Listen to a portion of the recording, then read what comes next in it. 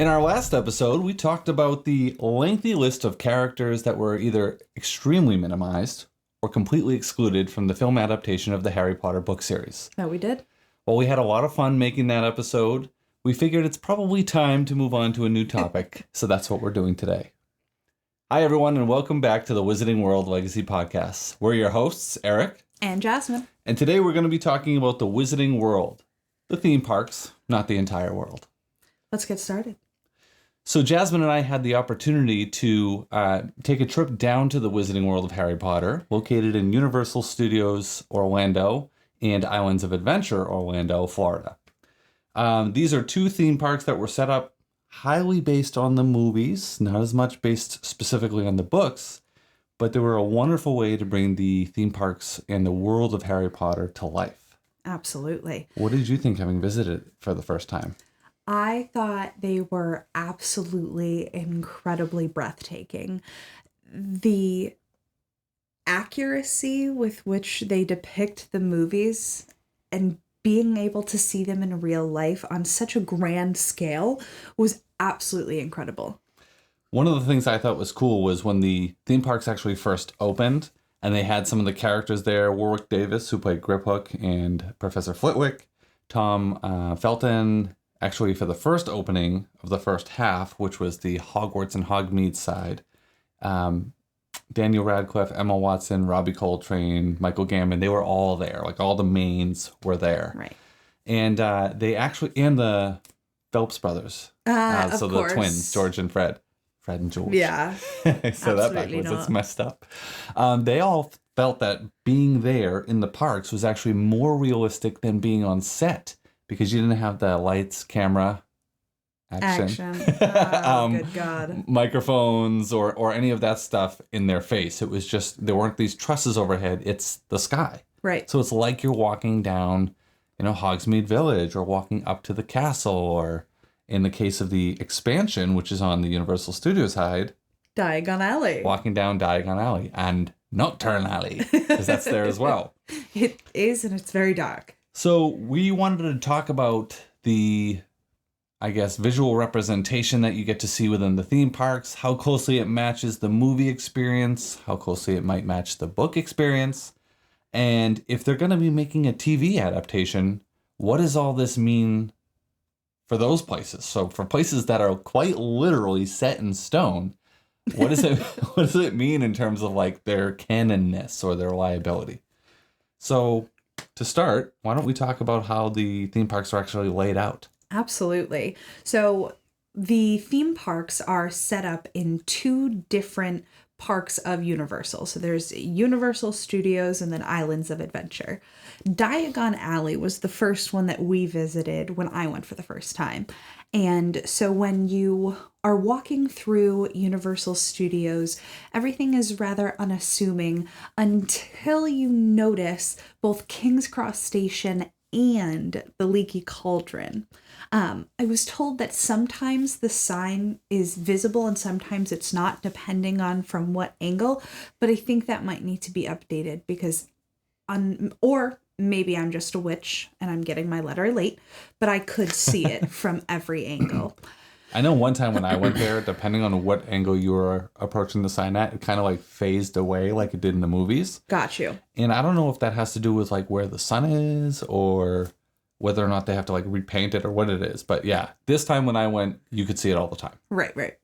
So when you are looking to go into Diagon Alley, you walk through sort of a dark corridor, and then there is a break in the brick wall that is very, reminiscent of when Hagrid taps all of the bricks coming right out of the Leaky Cauldron and steps into Diagon Alley. It is somewhat behind one of the main strips of Universal Studios. Yeah, so interestingly, when you go onto that side, there's not really a clear indication you're about to enter Diagon Alley, which I think is great. Yeah. Depending on which side you approach it from, you can approach it from the used to be sort of Jaws side. And when you go that way, you end up in this neighborhood, essentially, which would be Grimmauld Place in London. And you can see this old Victorian building, and then you could see the row houses one of which is 12 Grimwald Place, and it's darker than the other ones, just like in the movies. And if you knock on the door and you look in the upstairs window, you see Creature reaching through the window and looking out to see who's downstairs. So that's a cute... Naturally, he doesn't answer the door. He's No. not very kind to muggles, but... Or blood traitors. blood traders, yes. He's got some things to work through. And if you come from the other side, as Jasmine said, King's Cross Station is actually visible there, where you can board a train from London over to Scotland, because that's where Hogwarts would be related, and go to Hogsmeade Village. Exactly. And it is the one and only Hogwarts Express. Interestingly enough, if you decide to take King's Cross Station to get to the other side of the parks, you do need a park hopper pass.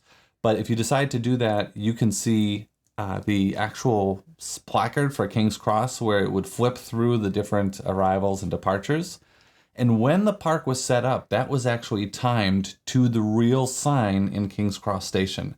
I don't know that that's still the case, particularly because everything's sort of digitized now. It's not all like literally flipping signs. Right. But when it was set up, it was originally tied to the one in London. Yeah. And one other fun thing about King's Cross is that when you go, if you were to ask an attendant before you get too far in, if you're asking them where platform 9 3/4 is, they'll give you some sort of answer along the lines of, what are you talking about? Or there's no such thing. Yeah. Or you might need to get your head checked. Or like, yeah, they all give you some funny answer or don't answer you at all. Just kind of look at you like, what?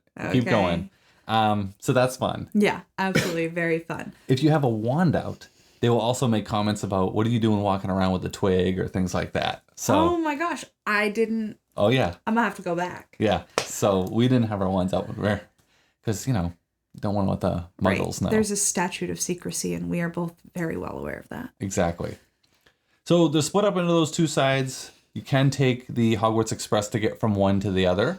And there are some important, things to note about each side and how they might vary from the movies and how they might vary from the books, which we will get into.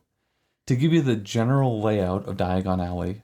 So when you first walk in, when you've gone through the break in the brick wall, first you find quality Quidditch supplies on your right. I'm not great with lefts and rights. On your right. And then you find the leaky cauldron on your left.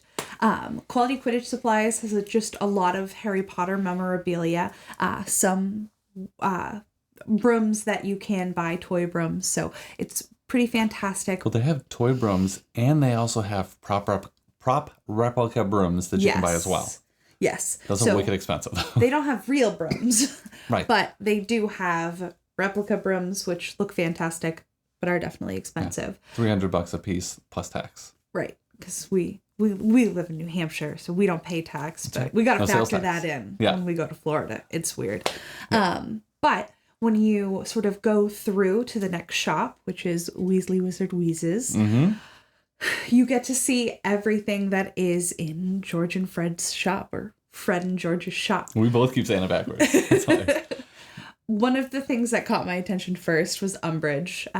She's pedaling her unicycle across the high wire. Exactly. We didn't get to hear her say that she will have order. I don't know that she makes sound anymore. She did, like, one of the first times we were there, I remember her making sound. Okay. Yeah. So she just might have lost her voice. Yeah. Somebody, put a Silencio charm on her. Which makes sense for her. Okay. Yeah. So that was incredible. They have skiving snack boxes, and they're packaged just like the Weasleys packaged them. And they have each of the different candies that will get you out of class. Nosebleed Nougats, Fever Fudge. They're fantastic. They're awesome. And they fold out kind of like you would have seen in the movies. Really cool. Yeah. Really, really well done. So that was one of my favorite shops just because of how fun it is. And they have love potions and... Yeah, Amortentia, all sorts of things. I like... there is a sweet shop there, too. It's not Honeydukes. It's Sugar Plums sweet shop. So when you get into Diagon Alley, you can see the Weasley's Wizard Wheezes shop on the right. But before that is Quality Quidditch. The Weasley shop does have that rounded out bay window with the Weasley twin raising the hat, top hat, and the bunny trick is in there. action. Yeah. Sometime when he lifts his hat one time, the bunny's not there. He lifts his hat the next time, the bunny is there. That's right. And they also have the vomiting kid. Yeah, the one who vomits and it just keeps vomiting and vomiting. And yeah, that one's pretty cool. It is wicked cool. And then that's kind of like, you have to either enter that separately from the quality Quidditch supplies. The other thing about quality Quidditch is you can get like the Quidditch sweaters. Oh, yeah. Sorry, Quidditch shirts, hats, scarves, all sorts of stuff like that. There's also this really, really, really cool prop of one of the actual robes, and it's wicked nice. I really wish they sold it. Yeah, it's really, really nice. And to hold the strings together, they have little snitches like buttons. It's really well done. Really cool. So if you want to enter the Weasley shop from there, you have to go up a set of stairs, go through Sugar Plum Sweet shop, which has its own exit to the back, or down a ramp into the Wizard Weasley shop, and then you can exit through there back into the main corridor of Diagon Alley. Right. As you continue to look up the alley, if you were standing right at the beginning, you can look all the way down the row and you can see Gringotts. Now, of course, what is not canon about looking down the row is you also see a massive Ukrainian Iron Belly sitting on top of Gringotts, who occasionally blows fire. You should talk about that experience. Occasionally. Yeah. So everyone tends to get really, really excited whenever they hear a loud, like, growling noise. However, sometimes this is just the Hogwarts Express passing over Diagon Alley. So if you pay attention and you listen closely... Or at least a train. I believe it is Hogwarts Express, but there's a train passing over. Exactly. Which some people get confused.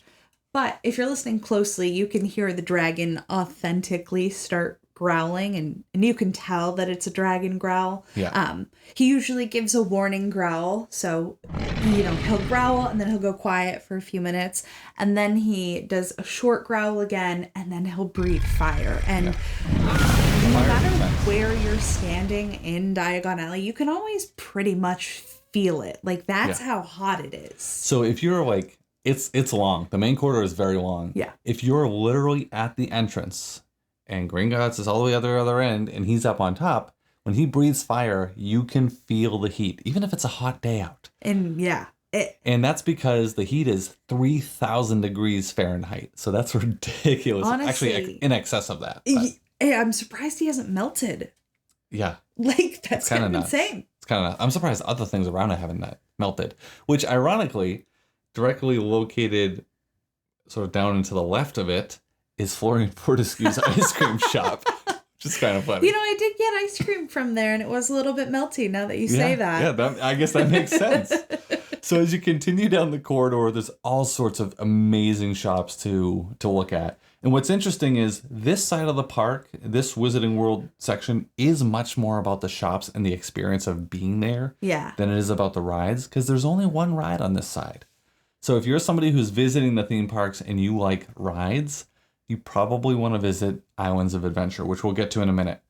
But if you're there because you want to be immersed in the Harry Potter experience, I really, really enjoy Diagon Alley side. Absolutely. I feel like there's just so much more to do there. Like non-ride related. Right, just more to do, more to interact with. When you get your interactive wands from Ollivanders. Yeah, because Ollivanders is on this side. Yep, Ollivanders is naturally also in Diagon Alley. Mm-hmm. But there are more things to interact with, more shops to go into, and more experiences with live actors. Yeah, so one of the interesting things is when we were walking down through Diagon Alley, I noticed something that seemed to be a discrepancy from what I remember from the movies, anything that was specifically described in the books, and then my experience going to the Warner Brothers studio tour in Leavesden or London. So my wife and I have had the chance to go to that a couple times, and they do have a replica of Diagon Alley as they filmed there built. So they all have all the lighting trusses up, they have all the shops, everything. And what was interesting is the way you enter it for the studio tour was kind of opposite of how you enter it for the Wizarding World. You actually enter it kind of from the Gringotts side. But when you're near the Wizard Weez's shop, Weasley's Wizard and Weez's shop, in the theme park, you kind of come in and there's a giant pass-through or corridor that goes that way and loops all the way around back to Diagon Alley. that is just like this tiny, tiny little alleyway that doesn't go anywhere on the sets. And so to me, it feels like that's not really canon. For those of you who are watching, we will insert some video footage of the theme park, and we're going to be inserting some video footage of specific things we're mentioning. So I'll put the original map from the books in here, and you'll see that there's not really a corridor there. Of course, the original map also doesn't have the Weasley shop in there because it wasn't one of the original shops. Right. So that was one interesting thing. The cool part, though, about that big corridor is it opened it up to other experiences for people who are visiting it as a theme park. Right. So you have this big butterbeer area. It has butterbeer. It also has Old Ogden's Fire Whiskey, which I don't believe is actually whiskey. They have, but it is alcoholic. They have Dragon Scale mead, I think they call it, but it's beer. And then they have another beer, but I can't remember what the other beer is called. I think it's the Hogshead beer. And that's served over at the Hogshead in Hogsmeade as well.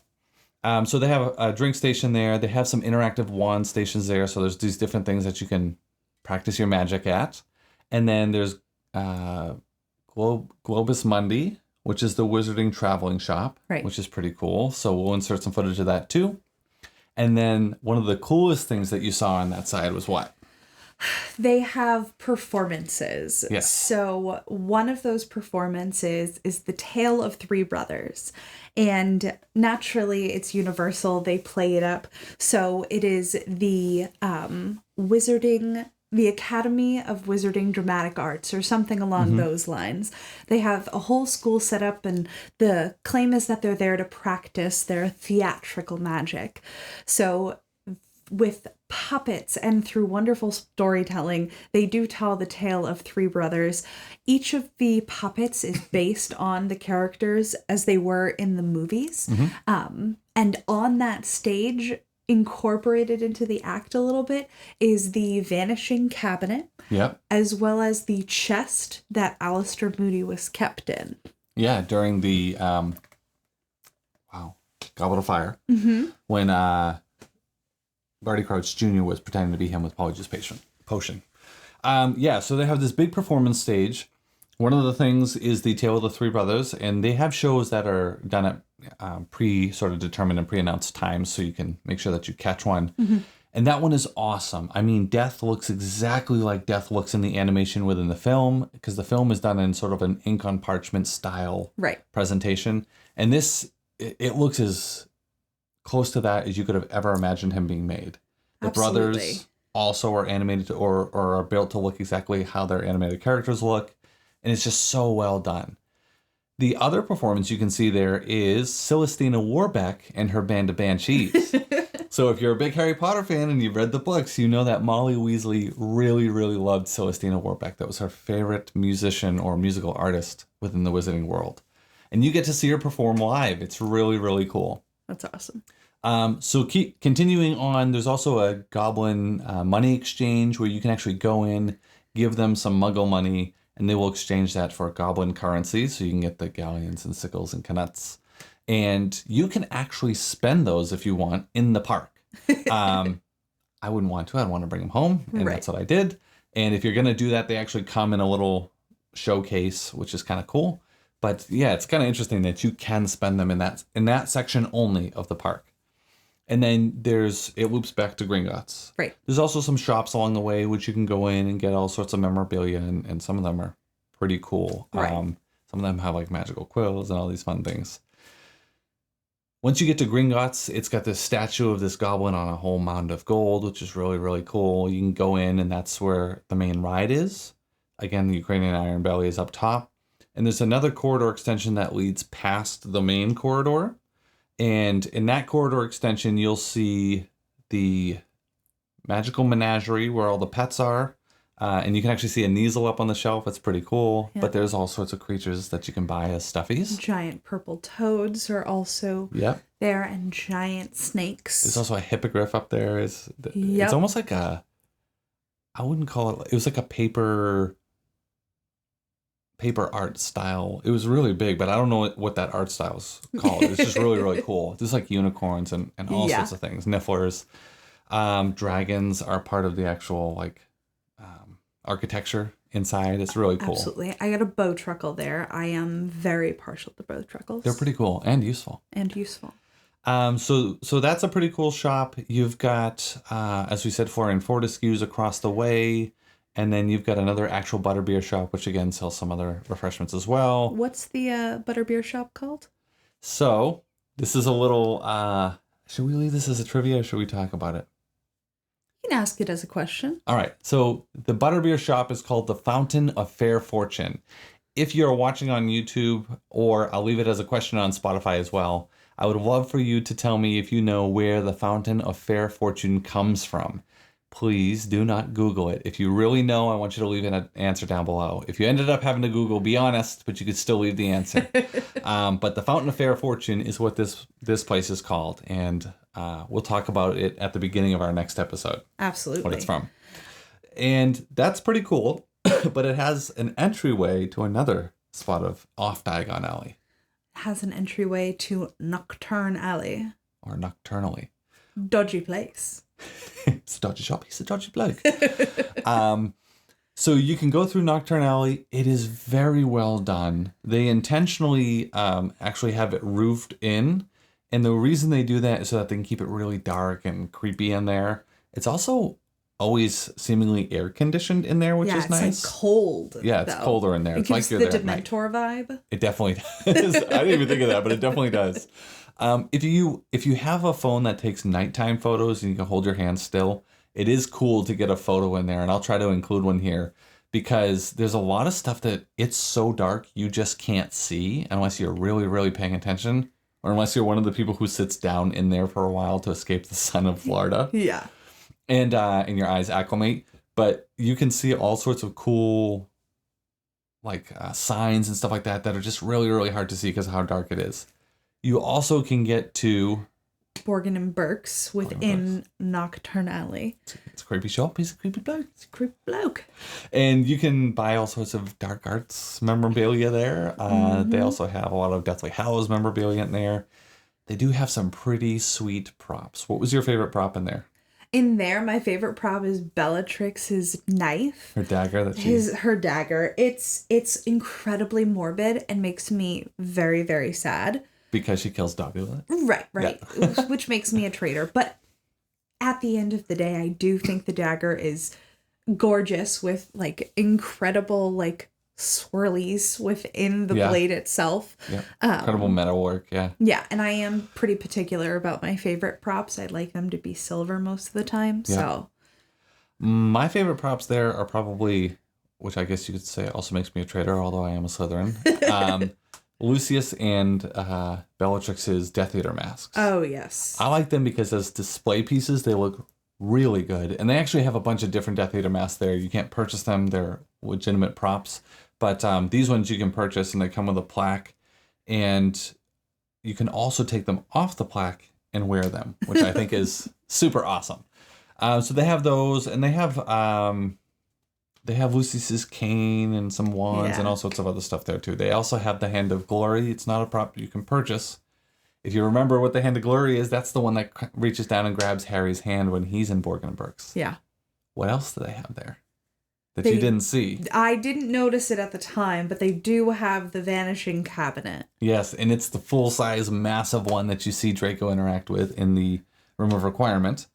They also have, if you're up at the register, you'll hear this knocking sound, and what the heck is that? And if you look down, under one of the desks, there's a big trunk, and it's rocking around. There's a boggart in there. Oh my gosh! Yep, so that's pretty cool too. I didn't know that. Yeah, so they have a boggart in the shop. So you can go through there, you can loop back around. There's a couple different ways to get back out of Nocturne Alley, but one of them leads you back out towards the Leaky Cauldron, and then you're back in the main corridor.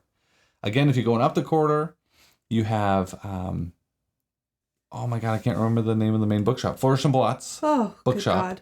Gilderoy Lockhart is in full swing in the window. Oh, yes. All his entire collection is there. Oh, yes. All my collected works. You can also see the Monster Book of Monsters there, and he's actually moving around. Yeah, and there's a bunch of them in a cage. Yeah, and there's a bunch of torn up pages. It's really cool. And they got fur. Apparently they tear their own fur off. Yes, yeah. If you look to the other side, You can see Madame Malkin's robes for all occasions. And you can get your own robes there. You can also get them embroidered with your name or Yes, you can. something along those lines on them. And they have scarves, which you can also get embroidered, hats and gloves. They do have some prop clothing that you can purchase as well. They have Dumbledore's little hat with the tassel on top. They have different types of witches' hats there as well. They have Hermione's dress from the Yule Ball. And my favorite is the Severus Snape robe, which I did end up purchasing. It was a bit of a lavish expense. I didn't get it this trip. I got it a different one. But my promise to my wife was I will wear it every Halloween and I'll do my best Severus Snape. So that is a really, really, really nice costume. It really looks like his. What's interesting though is not all the components are separate. So some of like the shirts and robes are kind of affixed to one another, and then parts of it are separate. But you would have thought every little piece was separate. Right. It makes sense that it's not though, because then it stays in position how it's supposed to every single time. Oh, that's awesome. So so that's one that will probably make its way onto this podcast. So some incentive for you guys to actually listen on YouTube. On the other side of the or sort of zigzagging back to the other way, past the Flourish and Blotch, you're going to get to Ollivanders. Ollivanders. You can go into the main shop and select your own wand, even though the wand chooses the wizard. You can have a wand choosing the wizard experience there as well. So you don't necessarily get to go in with Ollivander himself, but one of the wand keepers will actually interact with an audience member. So a few of you go in at a time, and you get to have the same experience that Harry had in getting his own first wand. You cast some spells, you get to interact with, there's a vase of flowers, there's a shelf of wands. Yeah, there's a few different things you can interact with potentially during your experience. So go back more than once if you have a chance. And you probably want to go back more than once because you may not be the one selected as well. Right. So that's a cool experience. And then they lead you out into the main wand shop in case you feel that the wand chose incorrectly and think you know better and want to find your own. They do sell character wands. Yep. They do also have collectible, like limited edition wands each year, and sometimes a couple a year for like a summer and fall release. Yes. And those sometimes are gorgeous. I did get this year's fall release because it was very, very good looking. And I've gotten a couple of the other ones in the past. I ended up getting Professor McGonagall's wand. I am partial to the character ones. So. You don't say, Potter. Oh, heavens to Betsy. So coming out of Diagon Alley, actually, is there anything else in the main Diagon Alley you want to comment on? Honestly, Diagon Alley was certainly my favorite part of the Wizarding World. Florian Fortescue's ice cream shop is nice inside. They have very exciting ice cream flavors, but honestly, one of my favorite moments was the fact they have shortbread cookie toppings for their ice cream. It was absolutely amazing, and I got butterbeer ice cream. In Florida, it was the epitome of everything. Other than that, though, that's pretty much it. Yeah, Florian Fortescue's flavors, like the flavor choices they have, they're a little bit unique, and they're combination flavors. Unless you go with butterbeer, everything else is kind of like a combination flavor. They're unique. You may not like all of them, but give them a try because you might be surprised at which ones you do like. Yeah, they're good. The lines are often quite long. Mine was actually really short. Yeah, so it depends on the time of day that you go there. Usually the earlier the better. Once you hit afternoon, it starts to get longer usually. And then there's just some days where the park isn't as busy. And if the park overall isn't as busy, you'll usually notice the Wizarding World specifically isn't as busy. Yeah, because you do turn down Diagon Alley, and that is the busiest part of it's full. Universal. And the reason part of the reason you know where to go is because you see all these people flooding into this like brick wall. And it's going, because when you go in, it kind of goes in, over diagonally, and then through the broken apart brick wall. So there's nothing that says Diagon Alley or clues you in. And in fact, if you're not looking up, you would miss the Leaky Cauldron sign. Yep, that's true. Moving out of Diagon Alley, as we said, you can go into King's Cross. We gave some explanation about sort of the entering into. There is an experience where you get to go through the wall at platform 9 3/4. Absolutely. You got to see that for the first time. We'll insert a video clip of that. Yeah, it's pretty cool. It's an illusion for people who have stayed behind and they are able to sort of see you. You yourself can't really see The illusion. the illusion part of it, but it's very, very entertaining. But before you actually go through platform 9 3/4, they do have the Make a Little Magic I do. poster. From which when it's from the last Harry Potter, or the second to last? Half-Blood Prince. Yes, Yeah. Half-Blood Prince. When Dumbledore is joining Harry at Yes. King's Cross. So when he collects Harry from King's Cross, she truly was beautiful. The girl. Go back tomorrow and make up an excuse. Oh, you wouldn't be going back tonight, Harry. I won't. Anyway. Anyways, yeah, sorry. So when he collects Harry to bring him to fetch Slughorn, he's standing across the train tracks, and there's a sign behind him, Make a Little Magic. Make a little magic. The unfortunate part about the way this is set up, because it is first and foremost a theme park, is it is nowhere near any train tracks. So kind of loses the illusion there. But it's cool that they had it there at all. Absolutely. There's all sorts of different, I guess, aspects to it that make it really fun to engage with the simply riding a train across the park, because you are going, I don't know, a mile, maybe. Right. Maybe. But it's still a fun experience. And it's different both ways, which we'll get into. When you finally get onto the platform to board, it is this big, lengthy platform, similar to what you might see if you went to the Wizarding World's platform 9 3/4. Right. You get all the signs once you're through the wall. You get to see all these trolleys with all their luggage and Trunks everything. and All their cases. trunks and carts and cages and all that. You do see Hedwig. Absolutely. So it's a pretty cool experience. You get on the train. It is an actual train. It does actually move, although much slower than it probably feels like when you're on it. And there is an experience as you cross the park.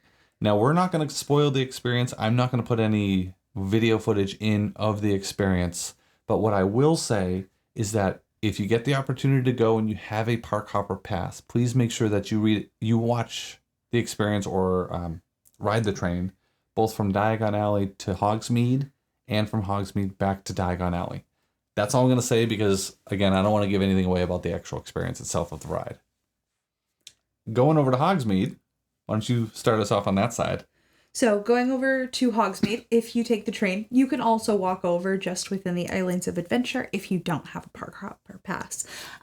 But within Islands of Adventure, within Hogsmeade, you have this gorgeous arch and it says Hogsmeade's Village.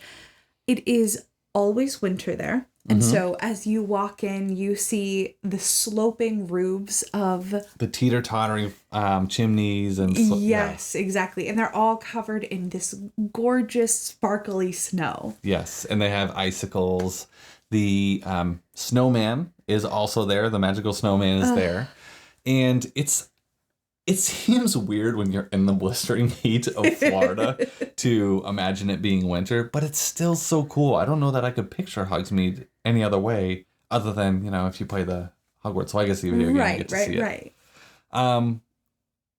I think it's kind of cool that they have like the big archway with the sign Hogsmeade Village there, and it makes sense because you're coming from Hogsmeade Station to approach it. Right. So even if you're coming from the main park, you go through the Lost Continent and you come up through, and then you're entering past Hogsmeade Station into that part of the park. So it does make sense. You can see Hogwarts from the sort of main entryway of the park on Islands of Adventure, and I'll insert a little clip of that as well. And it's really cool. I mean, the way they do Islands of Adventure, they call it islands because like every section's kind of connected with some sort of a bridge. And it's a very cool experience to be able to sit in that main entryway and just kind of see everything there. The Jurassic Park section, the Hogwarts section. It's cool. Yeah, it's very cool. When you're in Hogsmeade Village, similar to Diagon Alley, you sort of look up the lane and it kind of goes up and then it goes up again. And there's all sorts of different shops. There's the Owlery, there's Zonko's Joke Shop, there's Honeydukes. Now, Zonko's Joke Shop isn't actually a shop. It's just a storefront because we needed a whole lot more room for Honeydukes. Yes. So when you come out of the Honeyduke's exit, it's actually exiting Zonko's, but it doesn't say that inside. Yeah. So unless you look back to look at the facade of the store, you don't realize that you're not coming out of Honeyduke's. I'm fine with it. I mean, you get the Weasley's Wizard Wheezes on the other side. I don't know. I have a hard time saying that. It's It's a Fred and mouthful. George would want it that way. They would. And it's kind of okay. It would have been cool to have Zonko's Joke Shop and have some exclusively different items on that side. But you've got other shops on this side that you don't have on the other side. They do actually have some items that can only be purchased in one area or another. So that's good to know. But not all the shops, not even just exclusive to Zonko's or that side of the park, not all the shops can be entered. That was the case on Diagon Alley too. So you'll get a store facade, but you can't actually go in. And Right. I think that's okay. That's more shops from the staff. They usually choose the ones that you are most likely to have some sort of connection with from the books and movies. Right. So I think that's okay. Right. What'd you think of Honeyduke's? I liked Honeyduke's. I think I had wanted a little bit more diversity in the candy offerings. Okay. I mean, even if you just take that one scene where Ron is talking about all of the different things that he's really excited to get at Honeyduke's. Licorice ones. Exactly. Yeah. Like, I don't know that each of those things were included. Not that all of them needed to be included, but some of them. Some of the ones they talk about could have been included for There's sure. a whole lot of Birdie Bots, every flavored beans, exploding bonbons. And of course, chocolate frogs. Right. I will say, in my opinion, the chocolate frogs, while gorgeous as a package to have, you get the card, you get the wizard card and everything, the treat itself is kind of crap. Yeah. The chocolate that they use, and this goes for almost all the chocolate treats that are exclusively chocolate. The chocolate they use is very cheap. It's very, very cheap chocolate, and it tastes very cheap. And if you've ever had good chocolate at all, like ever in your life, you will never want to eat this chocolate. And that's too bad because, one, the chocolate frogs are huge, and so it feels very wasteful just to have a few nibbles and then get rid of it, because inevitably you will. And you will. It's also hard to eat because it's so big and so thick. I feel like they could have made it in some sort of, either just made them altogether smaller, Right. or made it so that they were much more like the chocolate frogs we see in the movies. Thinner. So that pieces would break off easier. They could have made it hollow, kind of like most companies do for Easter eggs. Right. Not for Easter eggs, for Easter bunnies. I mean, there's a bunch of different ways you could do it that would have made it more palatable and easier to consume and less wasteful. Use better chocolate and use less chocolate. Yeah, better and less. Less is more in this case. Amazing. With that said, there are all sorts of fun treats there. Cauldron cakes, pumpkin pasties, all sorts of other things. You do also have the Owl Post shop, which is kind of cool. You can get quills and all sorts of other things there. Dervish and Banshees is there. Yep. That is the only place, I learned this the hard way, it's the only place that if you want a copy of the Quibbler, you see what it? If you want a copy of the Quibbler, you can get it there. And it does come with a pair of Luna's glasses as well. Amazing. Continuing up the way, before we get to the next section, there is a small Ollivander's like satellite store there. Yes. I didn't like that. I get why. I didn't like it for two reasons. One, it's in Diagon Alley. It was never there. And I realized the reason they did that is because the Hogsmeade side opened up first and they wanted a spot for wizards to be able to get their wands and have that interactive experience.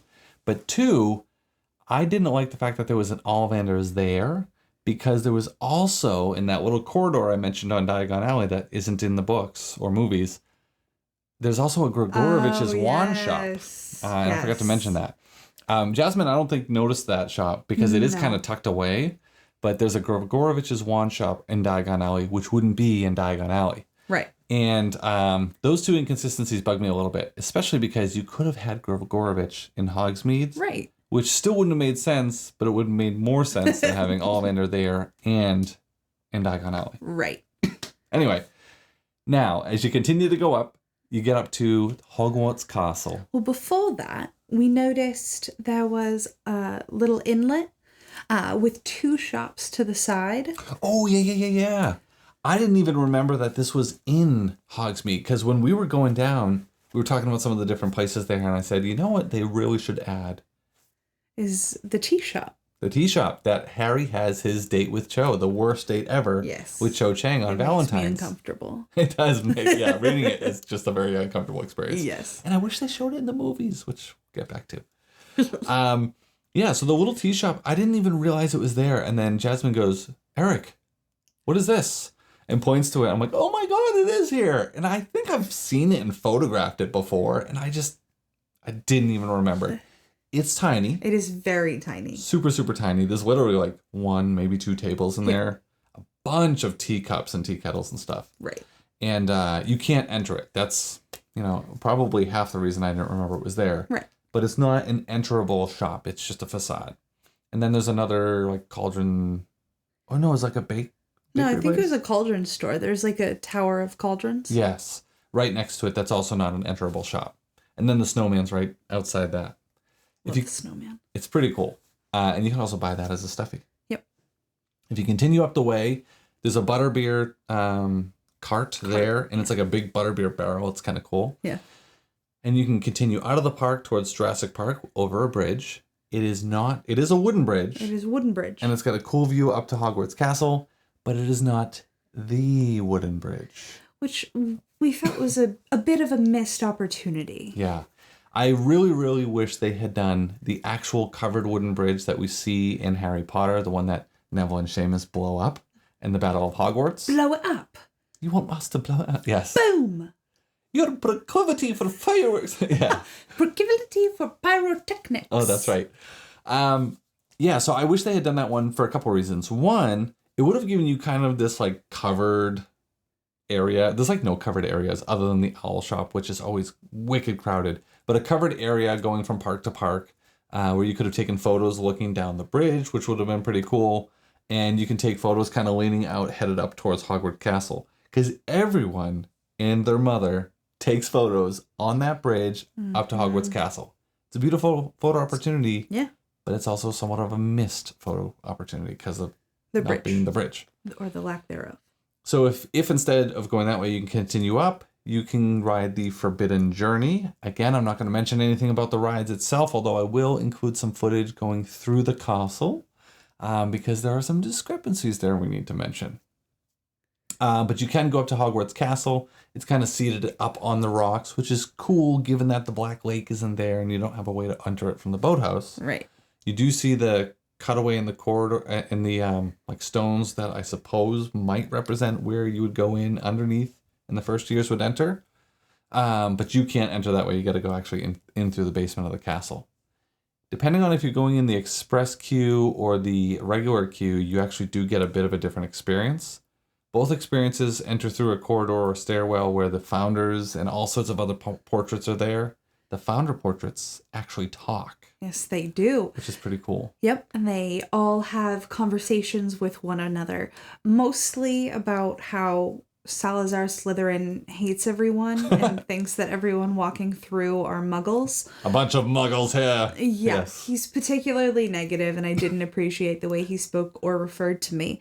But you had, Godric Griffin there defending them, Helga Hufflepuff, she was very, very wise. Yeah. Even Rowena Ravenclaw was a little bit defensive of the so-called muggles, saying, for all we know, there could be a witch or wizard here today. There could be the next Seeker. Absolutely. Just like Harry Potter. Harry Potter! The boy who lived. More like the boy who scraped by the seat of his pants. Oh, Salazar. That's what he says. The worst.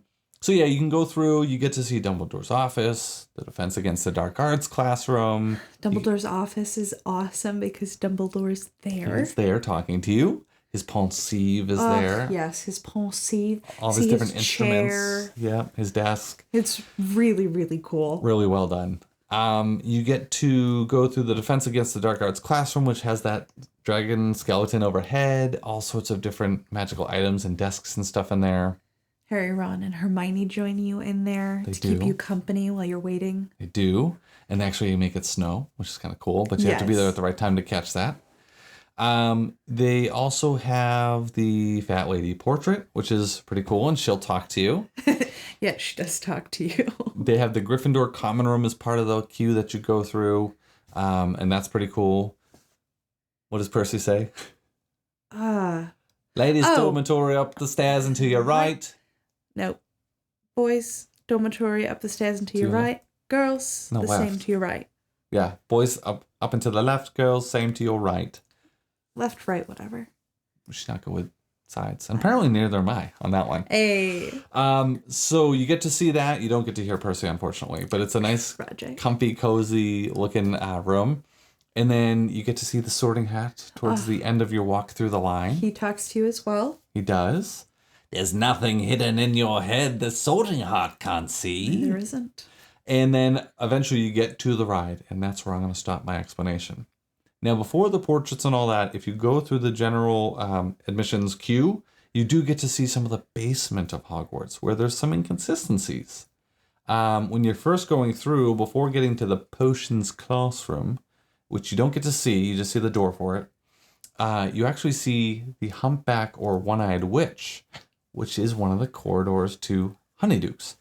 I wish it would be so cool if behind it there was a door that the employees could take down and go underground to Honeydukes. I think that would be amazing. Logistically, it would be a nightmare. Right. But it would be a pretty cool thing. But it would be worth it. Yeah, like if you were an employee there, that would be awesome. Right. And then you could take like special guests on tours. Yes, like if you did the VIP tour. Exactly.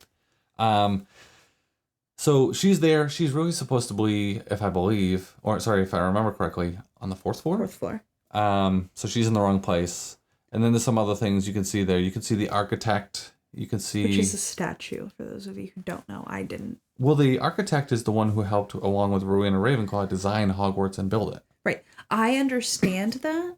I still didn't know who he was or what his statue was before I went there. You can see the actual Griffin door leading to Dumbledore's office. Yes. That was pretty cool. You can also see the points tally. Yes, you can see the house points. I don't know what you call them. Hourglasses? Yeah, sort of like hourglasses that fill with all the points. Those definitely are not in the right place. No, because this is supposed to be in the Great Hall, which right. is lame. It's not there. So you don't get to see all of Hogwarts. You do get to see chunks of it. It is still a really good experience. My son was obsessed with that ride. I'm just going to say there are some screens involved. So if you get motion sick, you're guaranteed to get motion sick on this ride. Awesome. And I'll leave it at that. I want to talk as quickly as we can through some of the discrepancies here so we can tie it into what we really want to talk about, which is the TV show and what this all means for a place that is literally set in stone when the TV shows come out. I had to make that pun. You already did it, though. That's okay. So one of the discrepancies, if we were to apparate back over to Diagon Alley. As we do. One of the discrepancies I wanted to mention was the fact that when you enter Diagon Alley, as magical as the experience is, and it is magical, it is not quite what is described in the books or the movies. In the books and movies, you'll probably remember that Hagrid, unofficial Hogwarts business, takes Harry through the Leaky Cauldron. This is where he meets all sorts of wizards that already know who he is and know his name and know that he's famous. You're famous, Harry. And he doesn't know why. Professor Quirrell's Quirrell, Mr. Potter, what a pleasure to meet you, meets him there. And no, he is not possessed yet by Voldemort. And then he goes out and back where there's a walled courtyard. Mm-hmm. And he goes 3 up. 2 to the right, and he taps it with his umbrella and shows Harry the magic of Diagon Alley for the very first time. That's not how you enter. And I think, logistically it makes sense that you're not going to have people funnel through the Leaky Cauldron. Door. Yeah, a door to get in there. But kind of would have been cool. Also makes total sense that it doesn't just fold open every time people go in and out. That would be ridiculous. And it would probably break and no one would be able to get in and out of the park. Yeah, but I want it to. I want it to happen. Yeah. It's just not going to happen. Okay, so not exactly representative of the books. However, logistically makes sense for the park. Yes. What I don't like, though, is I think there probably would have been a way to make it seem like you were entering excuse me, through the corridor, still yawning, behind Leaky Cauldron. Whereas when you're entering, it is very much off to the side, like way off to the side of Leaky Cauldron. Feels no way attached to it. Agreed. Interestingly enough, my wife and I did have a chance to do sort of a pedestrian foot tour of some of the locations where they filmed in not in Universal, in the movies. And the door that the Leaky Cauldron was portrayed by, I guess, in the films is actually a dentist's office. Huh. When we went there and in London, it's actually painted like this vibrant purple. It's like almost like an offensive purple. Oh, good. Good. And it looks nothing like it did in the movies. Like you would have had no idea that was it. And you absolutely can't go in because it's a dentist's office. Right. And then where they used for the interior of Diagon Alley, not Diagon Alley, Leaky Cauldron for the first movie, I'm not sure. It is a different place than they use later in the movies. Yeah.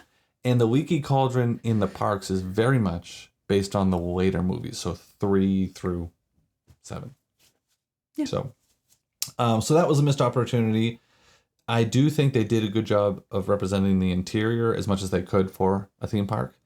But what do you think about that for the films? What do you think they'll do differently for the films themselves than for the not TV the films, show? the TV show, yeah. Gotcha. Than the films. So I think you and I have had this discussion before of in regards to what are they going to do. A lot of it is canon to what is described. Yeah. And I think the question is, are they going to change it in order to genuinely create something new so that you're buying into an entirely new universe, or are they going to keep it the same? Yeah. Because some of the things are what they are. Yeah. Very accurately described. I find it kind of like interesting thinking about the movies. The first movie, the Leaky Cauldron seems like this tiny little hole in the wall, kind of dark dive, which is sort of how it was described in the books. Right. The next representation of it seemed a lot bigger. Yeah. Particularly when Harry's like upstairs and yes. sees the Weasleys and stuff, which... Wait, that's the 3 broomsticks I'm thinking of. Oh. When Harry's upstairs, he's not at the Leaky Cauldron, is he? Oh, he's at the Leaky Cauldron. He's at Diagon Alley. They haven't gone to Hogwarts That's yet. right. Yeah, so it seems a lot bigger right. than in the first one. I don't know if it seems too big. I don't think it seems too big. Yeah. If the tent didn't seem too big, I don't think. Well, no, but I mean too big in comparison to the first movie, where they made it seem really small and cozy and kind of like a dive. Got you. Just in comparison. Yeah. Which kind of aesthetic do you think they'll go for more? Like a little bit bigger, roomier space? Because it is also an inn. People can stay there. It is an inn. I would say that the later one is more accurate, given how Harry describes hearing Molly and Arthur's conversation. Yeah, that's probably true. Yep. So I think based on the books, the description feels more accurate for the third one. Okay. So we'll have to see if, they reuse any of the set design or anything. As I said, we've gone to the Leavesden studio tour and parts of the set are still physically there. And they could film at any time in those sets. They're so good. They even have the lighting trusses and everything done. And they will tell you when you go, this is lit just how it was lit for the movies. So if you have a camera, photo or video, please feel free to take footage here and take photos here and share it on your Instagrams and everywhere else, because it's going to look like the movies if you know how to use your camera correctly. And Eric does. Oh, I tried to. So it's really, really a cool experience. However, we're talking about something that's going to have a massive budget, which we are going to get into in our next episode. It's going to be all newsworthy stuff. Heck yeah. So yeah, we'll see what they end up doing there. Diagon Alley, located in London, England, is a play on the word diagonally, which I think is funny because Harry says it when he goes diagonally, and he's never used flu powder before. I just think that was a cutesy little thing for them to do to make him appear somewhere else. Right. Appear in Nocturnally, which is obviously what the Nocturne Alley is a play on. Because at night, when people are supposed to be sleeping, it's dark. Right. And dark wizards go to dark places like Exactly. Nocturne Alley. Yeah. So I thought it was kind of cute that they did that. And I also think it's funny how many people don't know that. Right. Like it's literally just a play on words or just a play on pronunciation. There's just a space. Right. There's all sorts of things from bookstores, wizard clothing shops, wand shops, apothecaries, and potion ingredient shops, joke shops, all sorts of stuff. The Wizarding Bank is all there. But it's not exactly what we see in the movies. It's very close. Very close. Not exactly.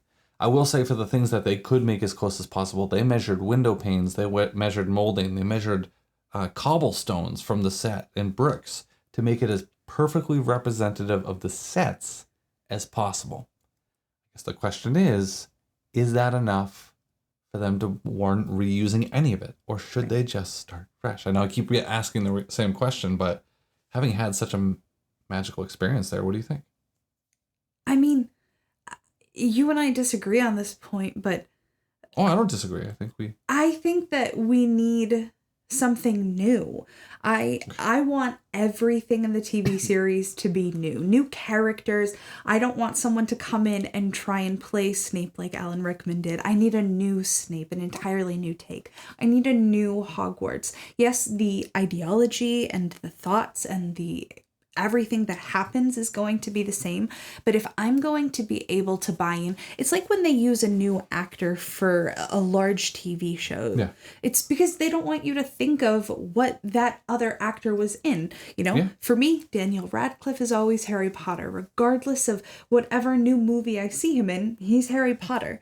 So my hope for this TV series is that everything is new, and I don't look at it, hear it, feel it, and go, oh, the original Harry Potter movie franchise.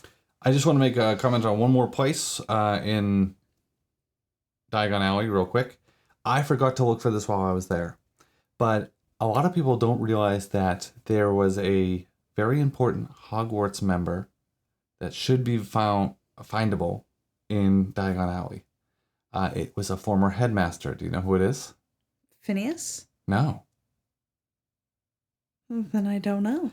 So, if you're in Diagon Alley at the Wizarding World, I don't know if it's there because I've never thought to look until after our trip, but Dexter Fortescue, Florian Fortescue's ancestor, was a Hogwarts headmaster and would have a portrait both at the headmaster's office and Florian Fortescue's shop. And this is one of the ways that Dumbledore was keeping an eye on Harry during his time in Diagon Alley, that time where he was taken from the Weasleys after blowing up Aunt Marge. I'm trying to remember, I went into Florian Fortescue's shop and I don't think I saw a portrait, but I could be wrong. Please correct me if I'm wrong. So keep an eye out if you go there, and we have like 7 minutes left of recording time, so we're going to zip through the end of this. Real quick on Hogwarts, we talked about the founders being there, Salazar calling everyone muggles because he's just a jerk, and he assumes, the Defense Against the Dark Arts classroom and everything else that you can see there is really, really, really cool. There are some discrepancies there, but there are some also really, really, really cool set pieces there. So if you get a chance, definitely make your way through the non-express experience. In terms of rides, there are 3 rides on that side of the park. There is the castle ride, which is called the Forbidden Journey. There is the Hippogriff ride, which was... What I thought was really cool about that ride is both in the queue and on the ride, you get to see Hagrid's hut. Yes. Super cool. You get to see him talking or hear him talking as you're going through the queue. And you get to see Buckbeak. Yes, and you have to bow to Buckbeak. Bow your head to the Hippogriff. And he bows back, which is pretty cool. There's also Hagrid's Motorbike Adventure. And that is an awesome ride. It's a very thrilling ride. It's an exceptionally well-themed ride. You get to see Hagrid, you get to see the Ford Anglia, you get to see some centaurs, some other magical creatures. We won't spoil them all. But a very, very fun ride to do. You do have to be 48 inches or taller to ride, unless you're a goblet. No. I do specify. But you do have to be 48 inches or taller to ride, but it's such a fun ride to go on. Even if you're not a huge roller coaster fan. There's no inversions. You don't flip upside down. So if you're worried about that, don't worry. You won't get flipped over. Any last comments on the Wizarding World of Harry Potter in the Universal Parks? It's just magical. It's a magical experience. If you can, you've definitely got to check it out. Take it as what it is. It's a theme park, first and foremost, but it is a magical, truly magical experience to behold. Very much so. Next podcast, or I was going to say next week. It's not going to come out next week. Next episode, we are going to be discussing some newsworthy notes about the upcoming film series. I keep saying film series. TV series, the TV adaptation of the Harry Potter books.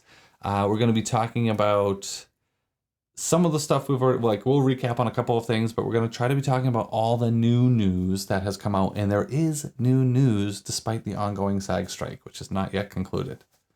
So we hope you'll join us for our next episode, and we hope you enjoy the information we presented in this episode. If you have any comments about your experiences in the Wizarding World, we'd love for you to leave them below. If you're listening on Spotify, it may be worth watching on YouTube, because there's going to be a lot of footage that I insert over the talking head portion of this to give you some glimpses into the magic of the Wizarding World in Orlando.